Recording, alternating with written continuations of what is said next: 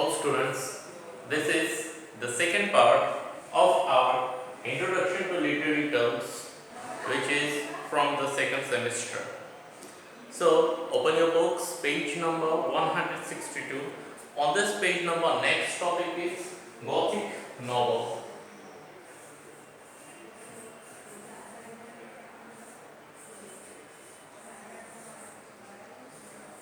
So what is the meaning of Gothic? Look at here. A period between 3rd and 5th century in Rome. So, Gothic novel, it means the novels which were written in Rome in the period between 3rd and 5th century. Now the information. The Gothic novel is a part of a genre in literature called Gothic horror. So Gothic novel, it is a part in literature style genre, and that is called Gothic horror. It originated in England in the second half of the 18th century, and actually this form, the Gothic horror, this was started in England in the second half of the 18th century and developed into a hugely popular form toward the 19th century, and slowly it developed as a popular form of literature towards the 19th century.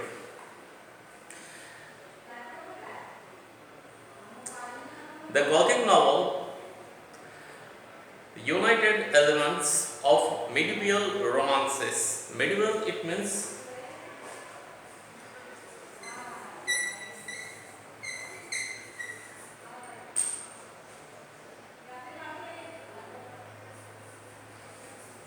related to the Middle Age, a period between 1100 to 1500. Romances with the 18th century realism and featured, it means given more importance or main attraction, sensationalist plot involving supernatural elements, abandoned castle, thrilling mysteries, and very often a mysterious brooding hero. Brooding, it means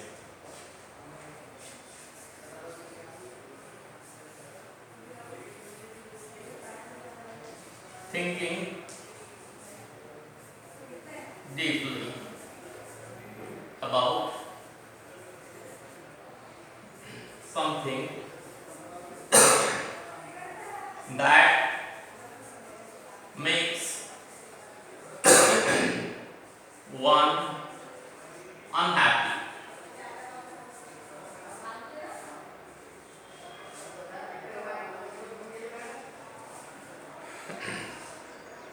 Very often the mysterious brooding hero with the shades of grey. Now grey, it means unhappiness, who later came to be called a Byronic hero. So here is given information about the Gothic novel, that how the elements of medieval romances with the 18th century realism and features given more attraction by the sensationalist plots and involving supernatural elements also in those, and abandonment of castles, thrilling mystery, and very often a mysterious brooding hero presented there. The term originated with the Horace Walpole's novel The Castle of Otranto in 1764, subtitled A Gothic Story. The development of the subgenre coincided with the Romantic movement across the Europe, and it's fascinating for the occult. Occult, it means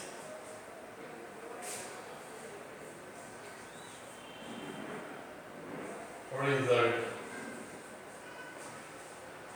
The medieval and folk tradition. Folk, it means traditional folk character or narrations. Now the next point is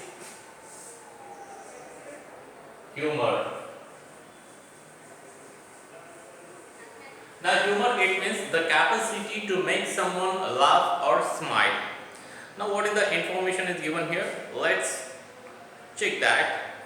Humor is the quality of certain experiences which provokes. Provoke, it means generate, create amusement and laughter. In literature, humor is the most commonly associated. Associated, it means related with comedy.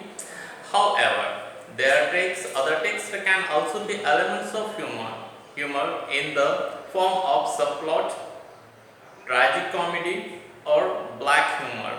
Now these are the subplots or subgenre of humor. For example, tragic comedy or black humor.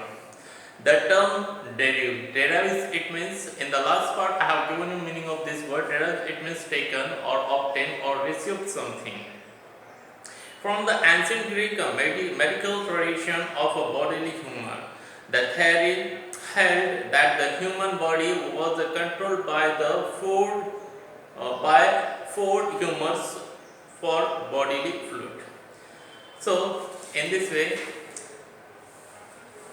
this point ends humor. That humor, how it came, how it originated, we have learned about that. Now, next point is imagery.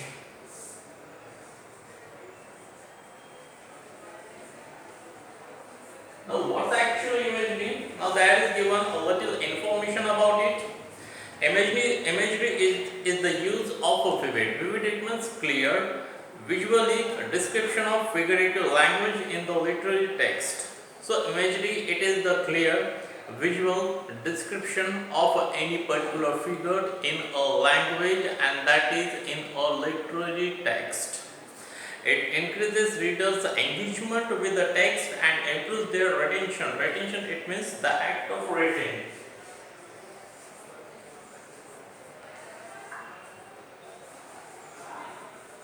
The act of retain. Now, what is meaning of retain? Retain, it means continue to have or hold. And understanding. There are 7 types of imagery, each of which correspond to the different sense, feeling or action. These are, first is in imagery, the first is visual imagery.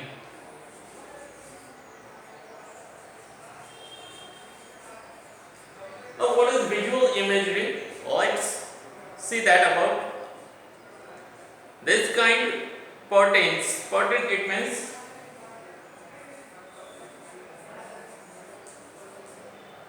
to belong to, pertains to the sense of sight. So visual imagery, this is related to or belongs to the quality or the sense of sight, our eyesight. Visual imagery may take the form of graphic description of senses and detailed and vivid description of color and patterns, so that readers are able to picture the sense of themselves in their mind. An excellent example for the use of visual imagery of this kind is Coleridge Kubla Khan. Wordsworth poem like Daffodils and the Lucy series also really heavily on visual imagery. Next point from imagery is auditory imagery.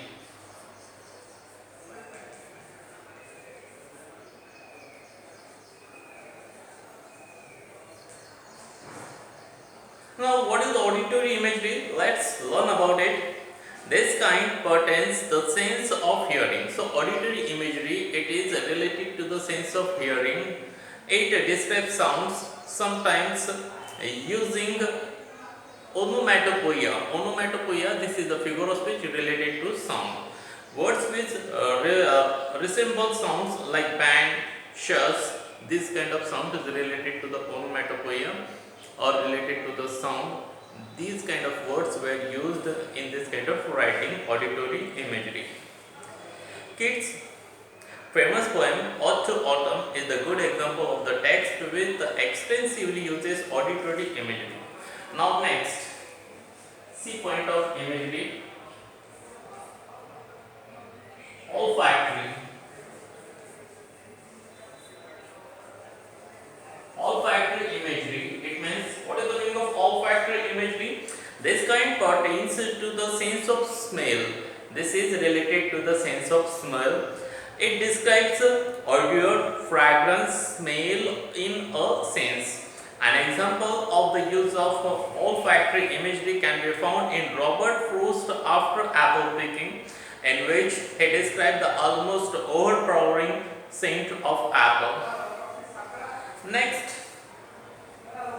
point of imagery is gustatory imagery.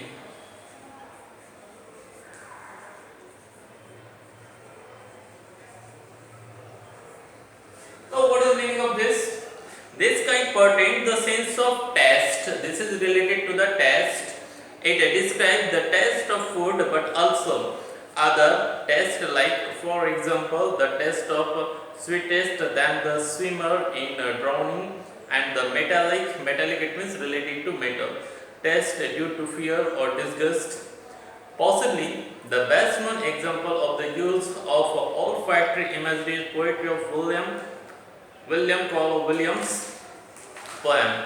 This is just to say, in which he describes plums as being delicious, so sweet and so cold. Next is tactile imagery.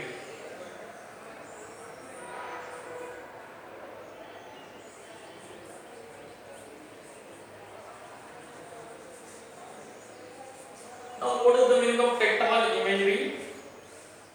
This kind pertains the sense of touch. Now this is related to the touch.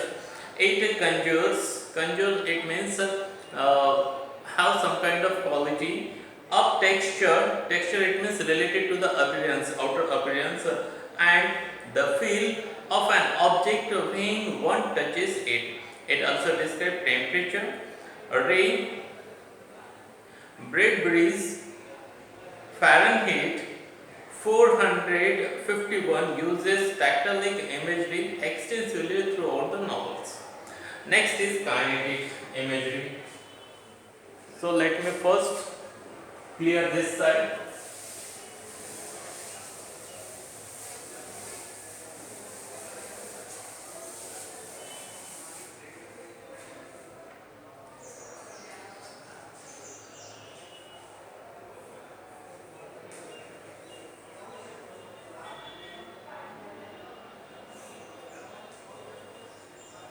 Kinetic imagery.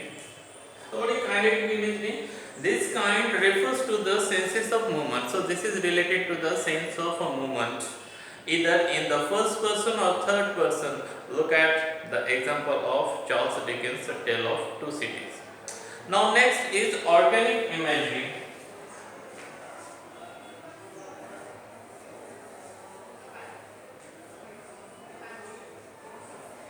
Organic, it means related to the organs, our bodily organs. This kind describes subjective experiences including emotional and physical state. It is also widely in the first person narrative, but also describes universal human emotions and experiences like hunger, thirst, fear, grief. Grief, it means deep sorrow about something. Examples of poets who have used organic imagery included like the poet Robert Frost, William Wordsworth, both known for reflective poems which seek to capture the uniquely human experiences. So in this way, the second part ends here. We are going to stop here. Have a good day to all of you. Thank you very much.